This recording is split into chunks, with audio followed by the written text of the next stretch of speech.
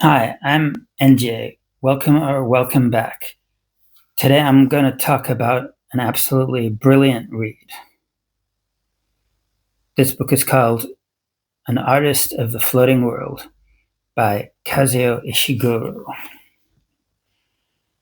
This is historical fiction, but it's got an absolutely fascinating kind of internationalist dimension to it that makes it a special read. It's narrated by a retired artist, and I thoroughly enjoyed his narrative. I'm going to read the back because I think that gives a brilliant summary, basically, of what this novel's about. It is 1948.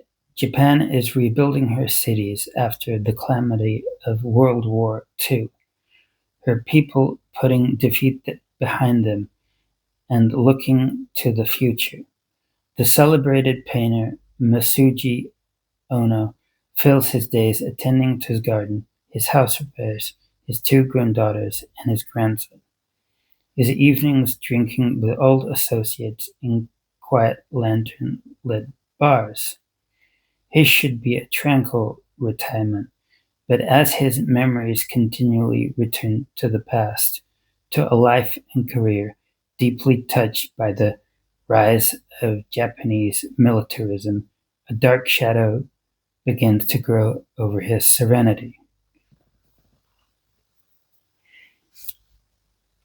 That just summarizes very well this novel. You don't get a massive dark shadow over the retired guy's serenity, though it's a very nuanced shadow that develops.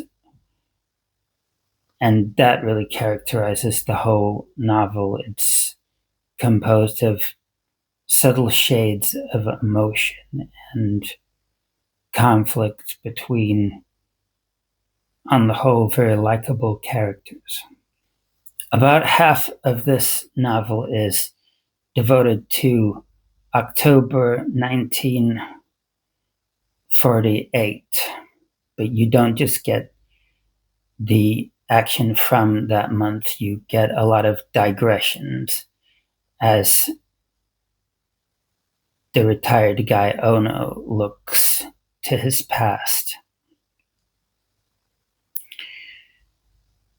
You get the impression of an unreliable narrator. Ono seems extremely proud and believes that the house he lives in, would not have been sold to him unless he was a very upstanding guy. We are introduced to Ono's two daughters. One of his daughters lives with him, and marriage negotiations are going on. His other daughter is already married. So you get insight into traditional Japan. But his married daughter's son, in other words, his grandson, shows signs of being very Americanized. And that's all very amusing. His grandson has a really amazing personality, and he's interested in cowboys and things.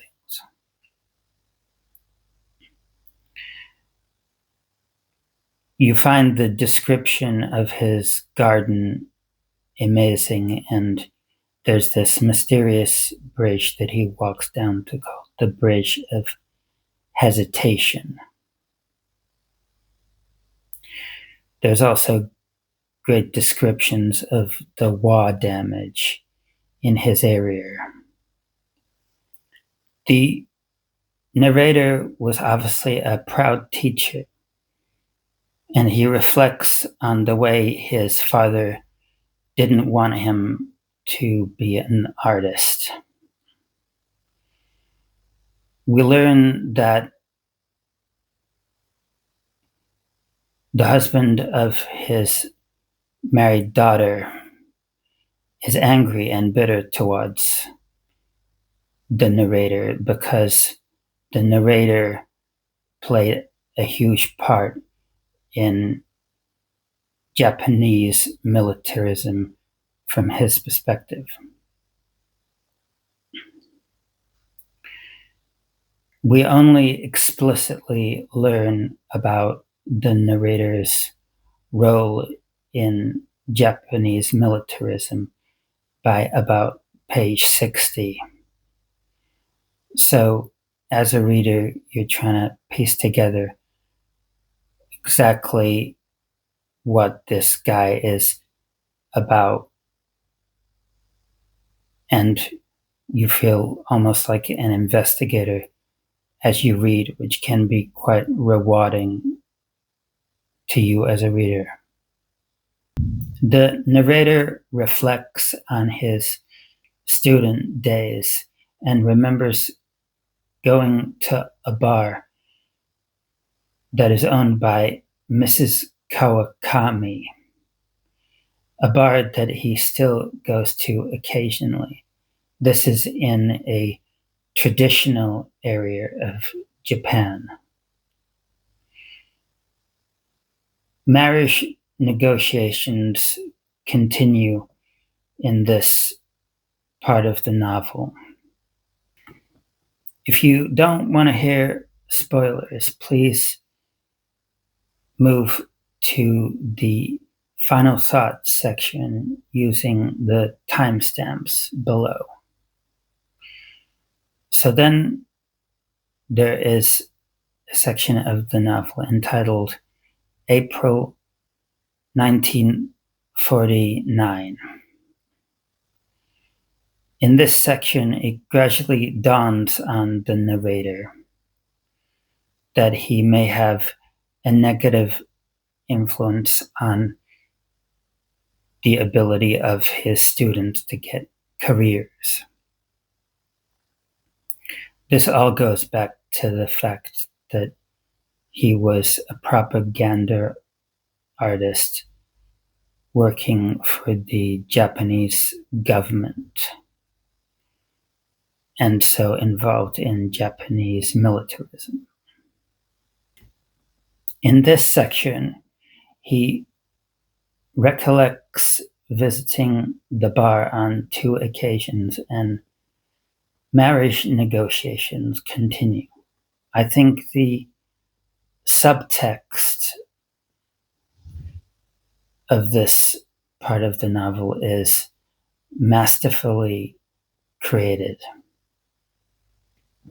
Then there is a section entitled November 1949.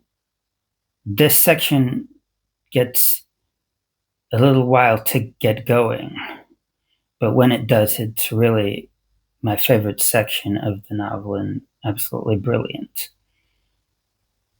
In this section, he largely reflects on his student days and his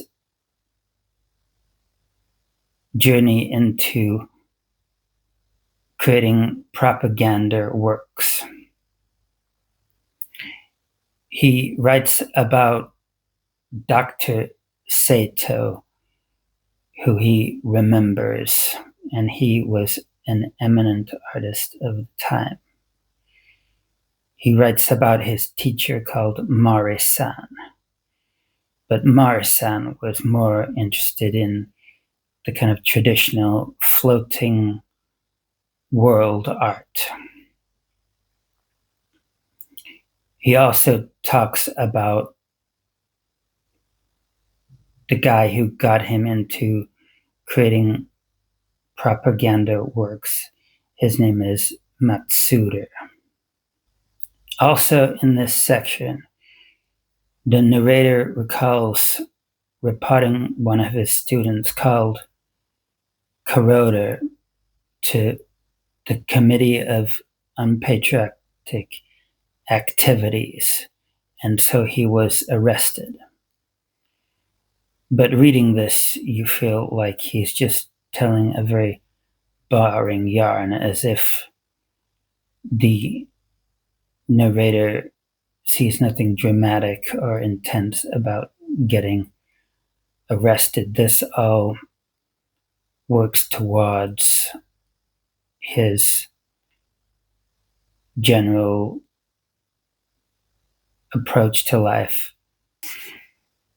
Despite the negative attitude a lot of people in his Japanese community have towards the narrator, he seems to have weathered what he's been through very well and doesn't feel huge guilt for his part in Japanese militarism. However, we hear about a Japanese musician who wrote propaganda works, and he didn't fare well at all. I'll leave you to read the novel to find out what happens to him. The last section of the novel is entitled June 1950. Matsuda dies, and the narrator reflects on the last time he met Matsuda. They talked about their propaganda work and their families and the controversy their propaganda works inspired.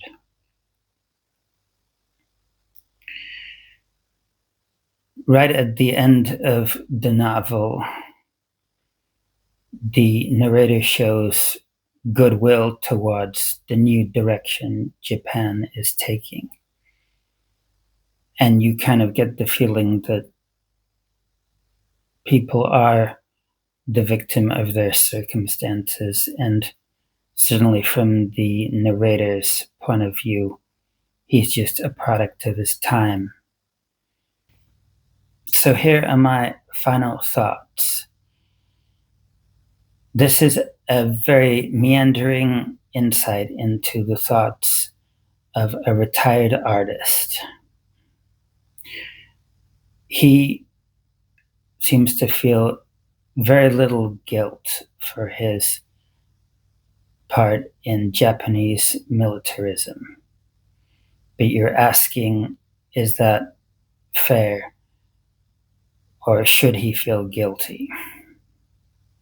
Are we a product of the society we live in, or should we rebel against such societies when we see injustice? You get the impression that the narrator just feels like he was doing his job, and therefore Ishiguro creates a very good, unreliable narrator, because he just can't seem to see anything bad in his own life as an artist.